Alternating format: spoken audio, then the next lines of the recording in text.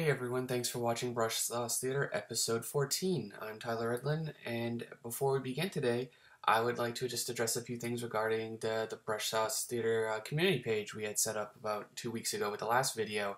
I want to say we got about 100 people since then. It's been awesome.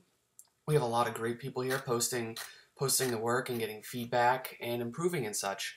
And so one thing I wanted to mention was we had one guy mention here, do you think it would be a good idea for us noobs to do paintovers for each other, and what do you think of the value of critiques from amateur artists of varying skill levels?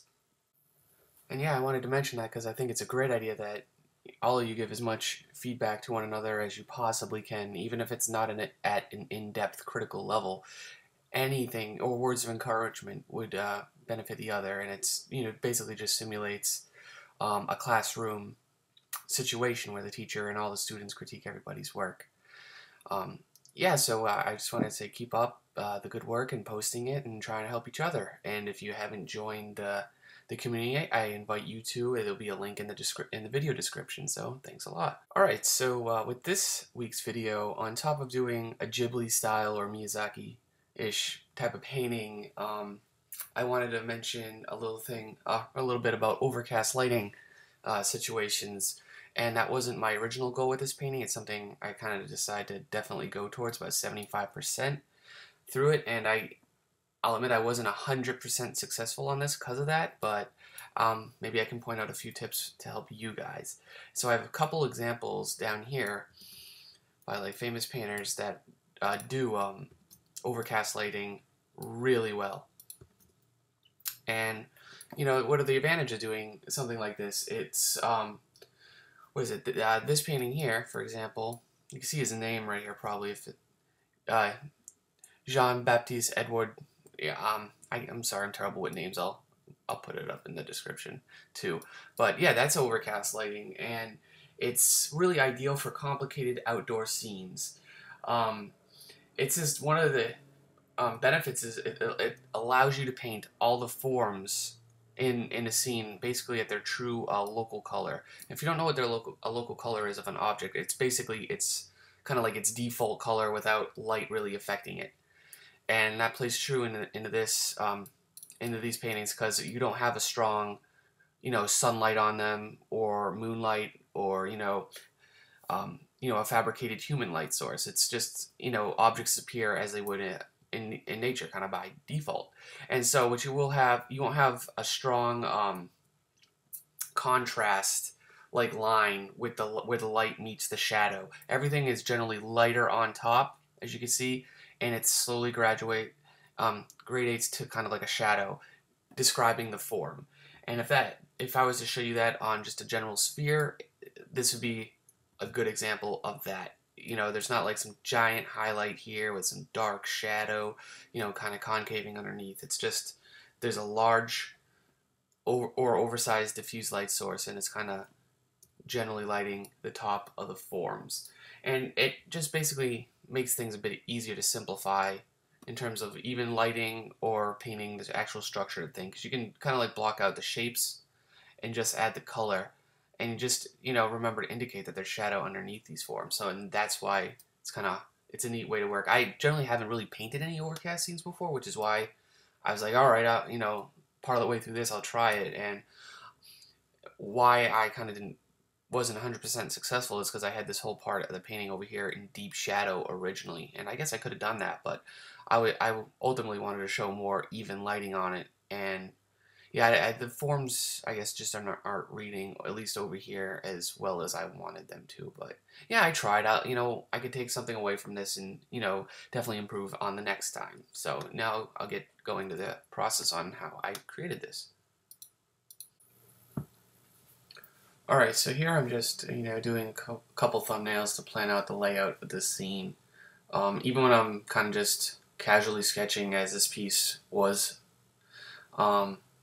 I'll start out very small and loose like this to give myself an idea and inspiration to more or less propel myself more confidently through the rest of the painting.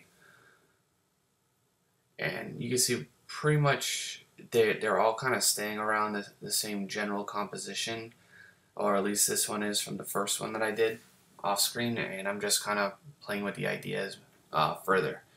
And kind of like in a Miyazaki fashion kind of world or setting, it's kind of like post-apocalyptic or even abandoned, like some of his Nausicaa stuff. And I'm just playing with the idea of little settlements scattered throughout this ancient land, and was also kind of taking some atmospheric cues from like a game like Shadow of the Colossus or Eco, which is totally un-Ghibli related, but the products ultimately kind of make me feel and experience similar things. So yeah, I'm finally arriving kind of at a composition I want to go forward with, and you can kind of see throughout the thumbnails moving from the top one down that how I kind of developed this scene over the three sketches, and I think more or less they improved with each one, or finding some more ideas for the architecture as I go. I want the land to be very kind of uneven and just kind of awkward almost. Give it and I think that will just give it a slight unsettling look. So I'm going to start this originally, not knowing where I was going to take it in the end. I was taking a more stylized approach to it. I was using more like washes of color and more bolder shapes, and that's something I'd like to revisit and explore more, because it's ultimately, at the end of the day, if I can say more with less, then I think that's a good place to go. So that's what I'm gonna aim for. Right here off the bat, I just have you using a tree brush, and I'm blocking in some trees over the kind of like the hazy, warm background I started out with. And this was just a matter of kind of picking a desaturated green, and then picking a lighter one in value and slightly more saturation for the sun parts. And now, I can go back in with the square brush as you see here, and then I go and start to explore the silhouette shapes. And I didn't, directly trace this from the sketch. I'm just kind of free-forming it here, just kind of gauging what I drew and trying to picture that in this scene here. Sticking pretty true to it, at least up to this point.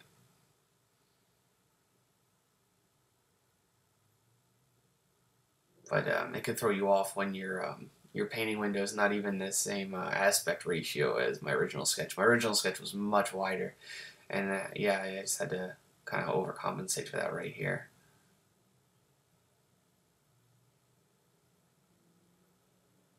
So yeah, I'm thinking that there's these like giant metal or ceramic even plates, and they got grass over kind of grown on top of them, and that's where these structures are. And then sometimes these crevices in between the plates even go deep within the land, and that's kind of what's on the left empty side right there. Then I figured there could be some passages in there, so I had some indications of windows and stuff.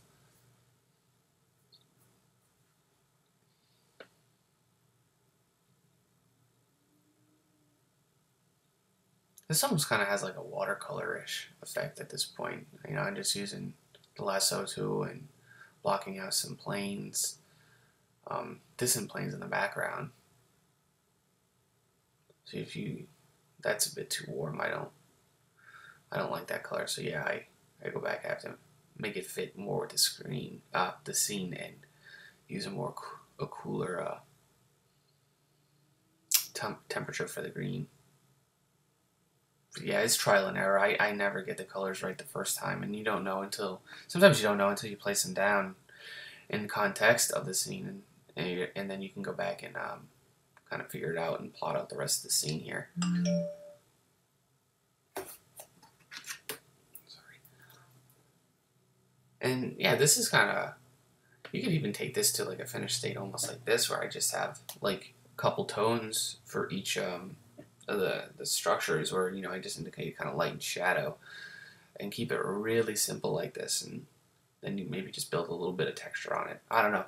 I tend to spend like another I spend like another 6 hours on it, kind of just relentlessly adding little bits of detail and stuff. I don't know if it ultimately makes this image better or not, but yeah,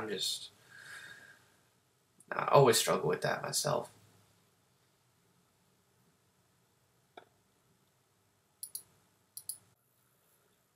Yeah, so it's coming along, and I'm finally deciding I need to touch up a few rough spots in this.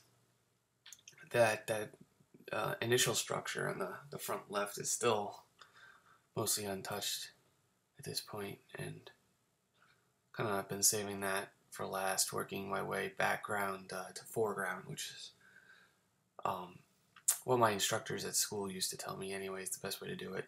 But that's coming from a discipline of traditional means. Digitally, it really doesn't matter what you work on and in what order. So if I can bring everything up in this scene up to like a basic level of finish, and then kind of work on things evenly like that, that's my preferred approach. And I'm not even sure of these materials. I think I paint this metal. I think I end up painting it kind of like metal in the end, but I'm not entirely sure. And that's kind of like the fun aspect of doing kind of just like looser free sketches like this. I didn't have high expectations for this when I set out to do it. It was just something I was gonna kind of like practice, exercise, something for fun. I wasn't gonna put a lot of pressure on myself to make this like my next portfolio piece. It was just I like Studio Ghibli a lot. I like their art. I like the worlds they create. So I was like, I wanted to create something really similar, for myself. So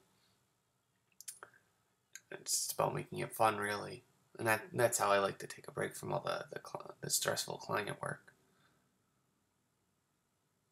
So he was putting those chimneys down, and if I had it right underneath on the other side, it would be underneath the that larger stack, the tower in the background, and that's a tangent, and that's something I try to avoid.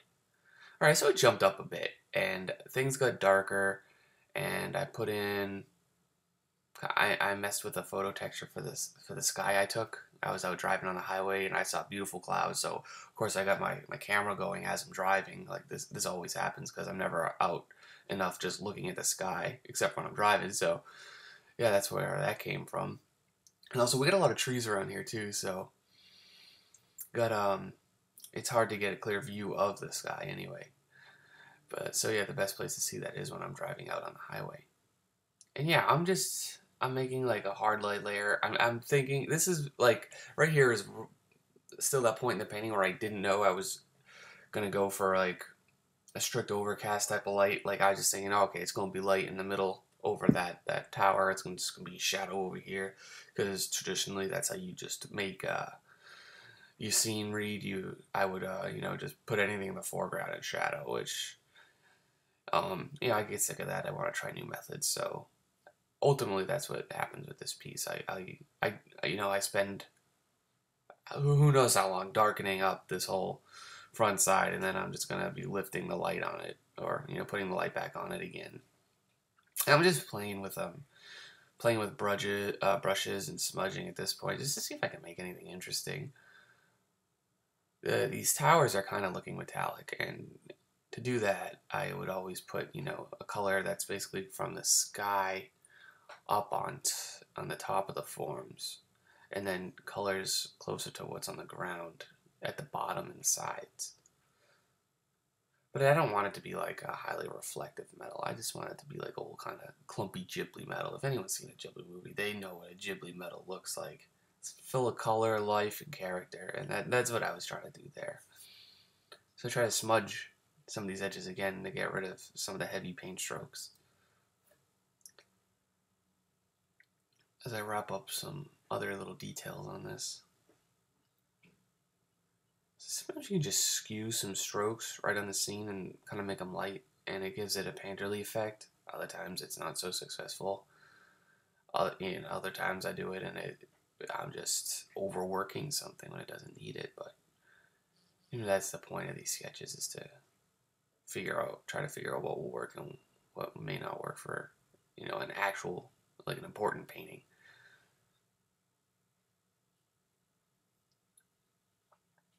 Yeah, you guys seen you can download my brush pack right from the community page. I have the exact same loadout I'm currently using here, so if you happen to like some of these painterly effects or strokes I'm doing, just try out the different brushes and then also try out the eraser with them and in combination with the smudge tool. So yeah, I'll be back in a moment, and you can just watch this play out. I'm gonna just add a couple of these last bits of details, and then I'll come back and kind of try to explain how I do more of the overcast lighting anyways.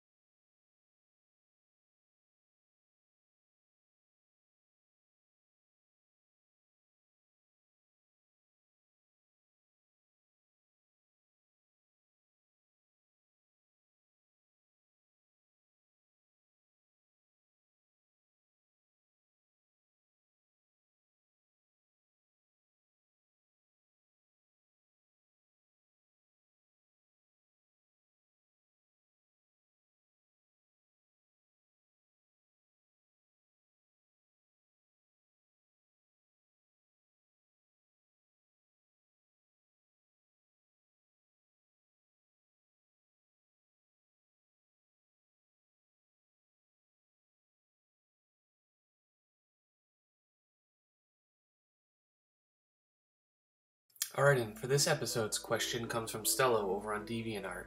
He asks, currently I'm learning at college and I'm not sure if I need to carry on or not. I'm really passionate about concept art and I feel like college will just take away from the time which I could use to improve on concepts. The real question is here, do I need to carry on studying at college and quit making concepts for 2 more years, or should I leave college and just improve my skill? Well, basically what I said was, if you're in college and it's not for art, yeah, you should just probably stay. Invest in something like marketing or business, because those 2 areas of study in particular will just really help you on the art side of things down the road, especially if you're going to be freelancing. I didn't take either of those, and now I'm struggling as I'm trying to work on my art to figure out how to manage a business, promote myself. It can be a lot more difficult than it seems. Like, I thought I could just make it up as I go, which is basically what I'm doing, but it's not been an easy road for me. That's why I say that. So the bottom line is, if I were you, I would stay in school and I would continue learning art, you know, kind of as like a hobby on the side until you get out, and then you can take it more seriously. You know, keep it fun and, you know, keep it exciting that way. I mean, I didn't actually start getting into art until I was more or less like 21, so yeah, I'm sure you have plenty of time to figure this out and, you know, progress with that. Alright, so good luck everyone, thank you for watching.